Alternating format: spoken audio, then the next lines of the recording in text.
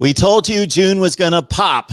We got Justin Rowe on the line from Stadium and Main podcast to break down all the news concerning Michigan football recruiting. And there is much to break down, and most of it is quite speculative, but obviously there's interest out there in Michigan football, and that's a good thing. Justin, how are we doing today? Doing well. How are you? I'm doing great. Just trying to keep up with all of this, Michigan and otherwise.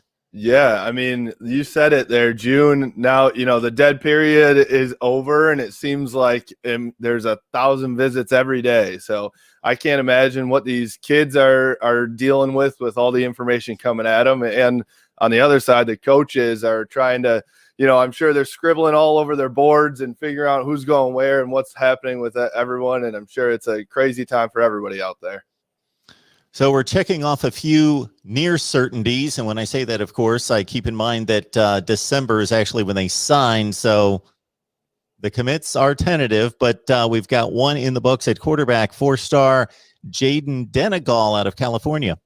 Yeah, so this kind of came out of the blue a little bit. I don't think that it was Jayden wasn't a guy that Michigan was on for a long time. He actually had visited at MSU a few days prior, and people thought that he was going to go there. Well, there's some speculation that MSU may have not had him as a take.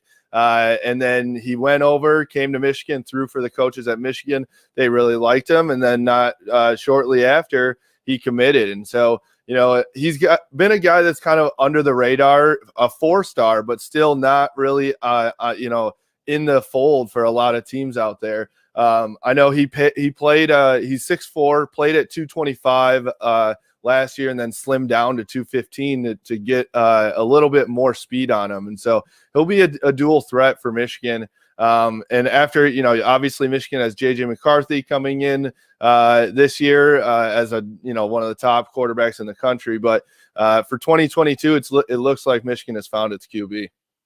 According to the statistics on Max Preps, 62% completion percentage last year in high school, which is about a couple ticks, maybe 15 ticks above Joe Milton. Yeah. And the infamous 47% completion percentage that is stuck right here ever since. I couldn't believe it. 200 plus yards passing per game, 11 touchdowns out of Jayden Denegal out of California, 19th rated pro style quarterback in the nation, according to the 247 Sports Composite, a top 300 player, regardless of position.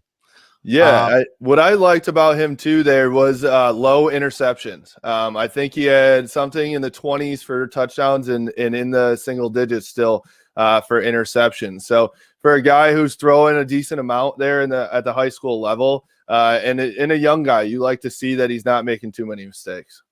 Here we go. For the career, 45 passing touchdowns, only 8 interceptions, over 3,000 yards passing. There you go. That's pretty dang good. Pretty dang good. Aaron Rodgers type ratio right there. Is that what you're saying? He's going to be Aaron Rodgers? All right, there you go. Yeah, somebody's going to take that and run with it and say, Rodgers said this guy's going to be, and when he's a third stringer in 2 years, he's going to say, yeah, this guy knows nothing about football. No, the Aaron Rodgers comparison was not made, just the TD to pick ratio in high school compared to the NFL. Exactly. All right.